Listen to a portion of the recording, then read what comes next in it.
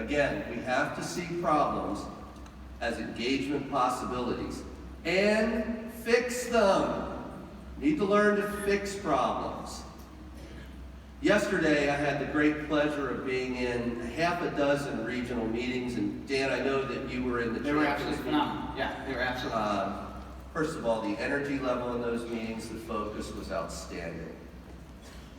We covered two big pieces yesterday. One was a whole piece called NICE in regard to enrollment. The second was ACT in regard to problem solving. A simple system that if we go back to our centers and employ it, will help us build trust and confidence with families at the very most important time. Dan, let's review ACT for just a minute here. I'm going to test you a little bit, okay? Got your little card? Given my answer was wrong last time. Go ahead, Mike, go. Yeah. All right, Dan. Yes. What's the A stand for in ACT? Apologize and listen. Apologize and listen. Fantastic. And you're using Kelly Young's handy-dandy little piece there.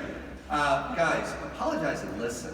Like, when you see that, when I showed my wife this presentation, she's like, you're going to talk to your team about apologizing and listening? Yeah, I'm going to do that. Because listen, guys, it's the hardest thing for all of us, me included, as a human being to do. We struggle with saying we're sorry. We struggle with apologizing. We struggle with admitting that we've done something wrong. And because we struggle with that, we don't listen. And I gotta tell you, in the Region 2 meeting yesterday, Rachel, you gave the greatest example of that. All acting, of course, but yeah, apologize and listen, guys. If we do this, and it's harder to do than you think, if we go back and lean in on this first piece, transformational for us. Dan, what's the C stand for? Clarify and confirm. Clarify and confirm. Outstanding. Outstanding, Dan. Listen, the simple part about clarifying and confirming is the single best way to tell somebody, to reflect to somebody, that when they've said something to you, that you actually heard them and were listening. And it's very, very powerful because it gives them the least little bit of hope. And that's what we need to be able to provide a family, that we may do something about their problem. So clarify and confirm is also important. And then the T. Timely follow-up and resolution. Timely follow-up and resolution. Excellent. Good. Let's give Dan a hand, by the way. Thank you. Timely follow-up and resolution. First of all, think about all the ways that we need to do this. Timely. We have to be the first to talk to the parent. Can't be finding out about it from the child driving home at night. Can't be on social media later on or a phone call. We have to do it, and we have to do it fast. Secondly, we have to have continuous communication with them so that we can take them on the journey to solving their problem. And finally, we have to resolve. We have to resolve their issue. That's ACT. I hope you guys value that. I hope you use it. I think it'll be transformational. But let's take this to a real problem. Let's talk about a real problem today. And there's obviously so many things that all of you are faced with every day. And I appreciate all of you being on the front lines and dealing with it. Let's talk, who has had a biting problem in their center? Well, get those hands up. Half. There's plenty. Get those hands up. Because even though I'm with you, 4 years ago when I came here, I hear about biting, I'm like, man, I wasn't even a good dad, and my kids didn't bite anyone. You know, like, what's going on here? Until Michelle Mazzullo said, Mike, get with it. That happens at a frequent level with toddlers and twos.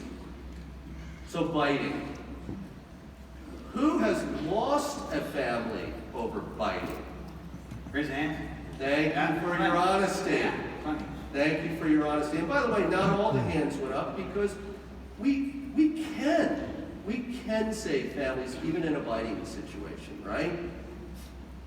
I'd like to talk quickly here about an example in my past where I've experienced a teen at KinderCare show up in the very best way with a biting issue. It happened about a year ago when I was in RDP. Happened in Harrisburg, Pennsylvania. Was that Lisa? The biting's okay. Lisa Mowry is the district leader, one of the finest district leaders we have. I have a personal affinity for her. I promoted her. Keep doing great things, Lisa. Laura Taylor is the center director. Laura? Great center.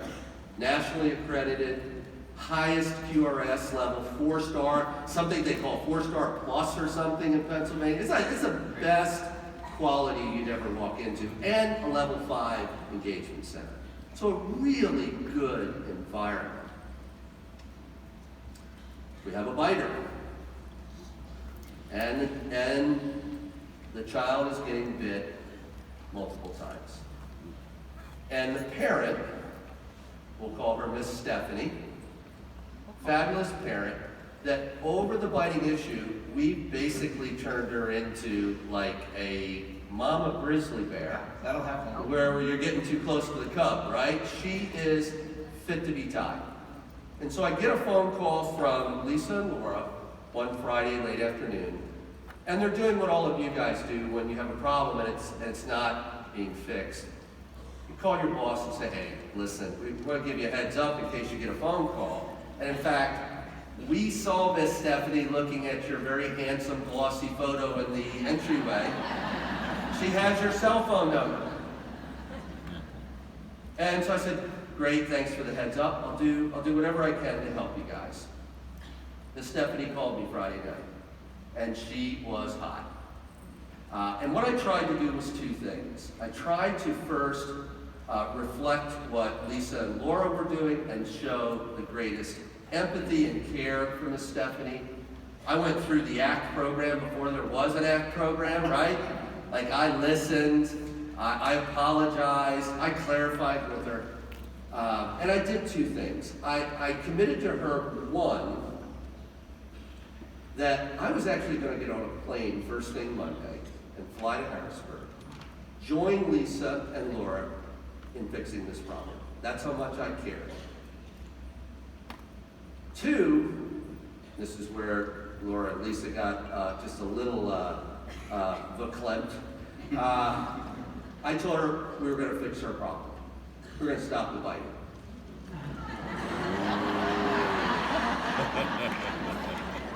So I had to call Laura and Lisa back and tell them but she did calm her down. And so what I did, and then very honestly what I did is I said, there simply aren't two better people to fix this problem. I frankly don't know how to do it. I just know we have to do it. Can you guys put your heads together over the weekend?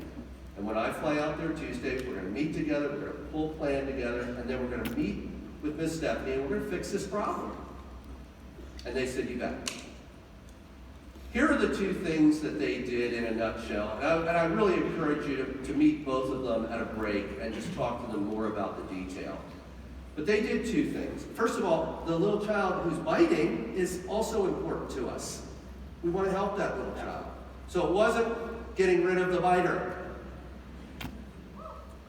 It was artificially first adding a teacher to that room for a 2-week period, so that we could absolutely ensure Miss Stephanie, if we had to put a ring around that child, that her child was not going to get bit. And that worked. But the beauty to it was the second piece, because what they conveyed to Miss Stephanie is that we're going to spend 2 weeks in the very best way getting into that classroom to observe and assess and coach and develop that team, so that after 2 weeks, we will have highly mitigated the chance of it happening again. And they did it. It worked.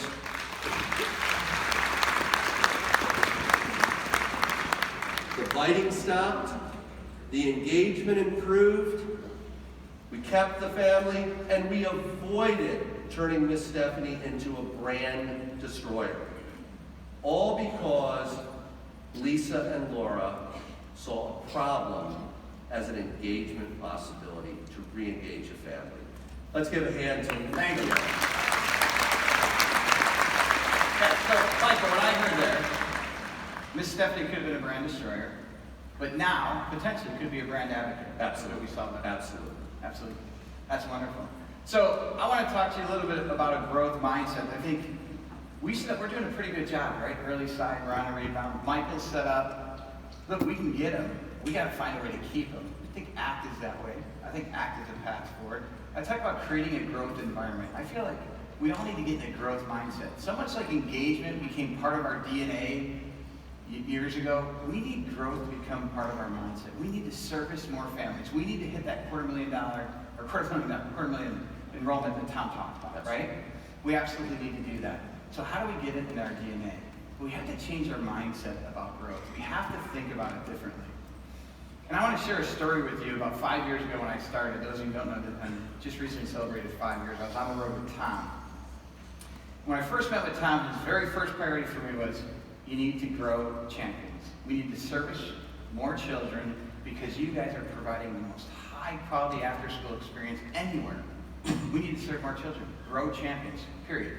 That was it. And I remember going on the road with him. We visited champion centers and at-work centers, and we visited kinder care centers. Some of you may remember us coming through. And like a good new employee, I was taking notes feverishly, right? I was taking these notes. And at the end of the week, I went back to my hotel room, and I had pages and pages of notes. I did. I had them all over. And I thought about Tom's first question to me, which is grow champions. And I'm looking at all these notes, and it just seemed like clutter to me, quite frankly, right? I'm reading stuff about this person was very talented, there's opportunity here, that maybe after it was just clutter. So I pushed all of it aside. This is a true story. I pushed it all aside because it became just a little too much on how I was going to get there. And I visualized champions 5 years ago, where we are today. I visioned it, right? I put it in my head. I'm a big believer in you have to kind of see it, to be it, to believe it, to get there.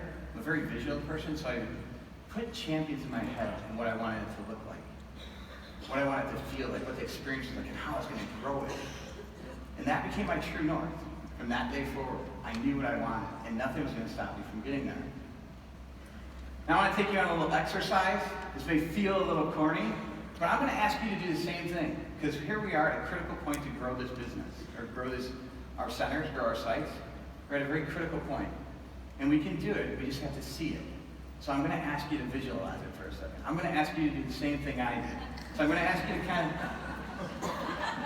He's a good... Oh, did I go early? Yeah, you went early. But That's early, I'm sorry. It's good, it's good. So close your eyes for a second. Close your eyes for a second. Or clear your mind. You can just clear your mind. You don't even have to close your eyes. You don't have to close your eyes, just clear your mind. We're going to create a vision here, but you got to start thinking about it. Set the foundation. Close your eyes and clear your thoughts for a minute. I want you to imagine driving up to your center. What does it look like? In your perfect world, what does it look like? I want you to think about walking through the front door. What does it feel like?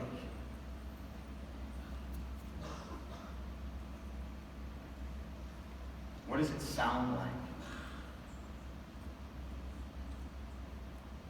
Are your teachers creating great experiences with families and children? Are you at level 6? Are you 100% occupied? Open your eyes. That's your brighter future. That's your new true north right there, what you just created. Keep it now and work every day towards it. Michael, what did you see? Wow, I saw an amazing future. I hope all of you guys did too. Here's what my future looked like. How about 100% of centers and sites that are nationally accredited and the highest QRIS level? Is that a future? Go there. You can go there.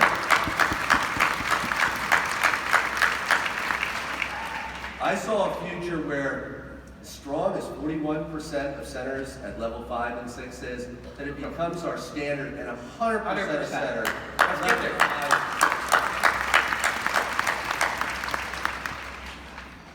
And finally, I saw a future where 100% of our centers are fully occupied, and we're doing it the right way through both enrollment and retention.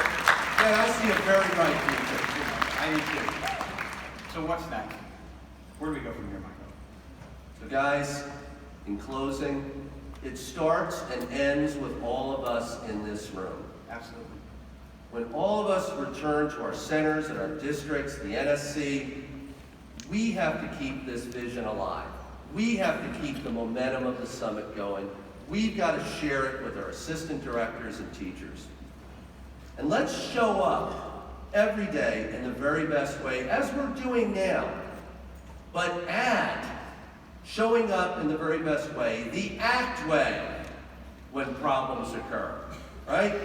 Guys, I am convinced that if we transform that element, we will absolutely blow away retention and growth for KinderCare. I couldn't be more excited about the next 50 years. I don't know about you guys. How about you? Are you excited?